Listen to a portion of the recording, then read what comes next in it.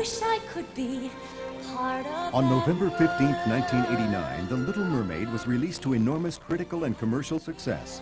Returning to the musical roots that had produced beloved classics such as Pinocchio and Snow White, Disney enlisted the talents of a pair of red-hot Broadway composers, Alan Menken and the late Howard Ashman.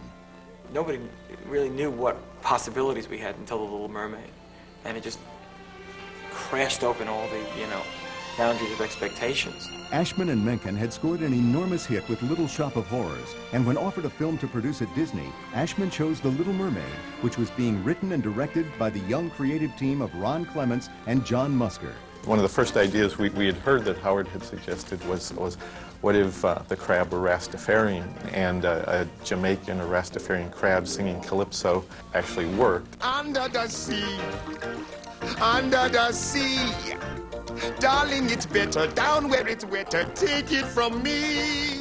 First thing that Howard Ashman and I did when we worked on Under the Sea was just to play with a rhythm, that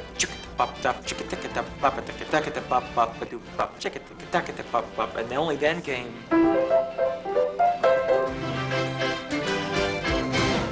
It was really inspiring because I remember with Under the Sea, literally that Howard and Alan were in a room working on that song. Next to them in another room were two of the story guys developing the story boards for Under the Sea. They'd come in and take a look at the storyboards. You'd go in to listen to what they were working on. You could feel it in the air that we all knew that this was going to be a very special film.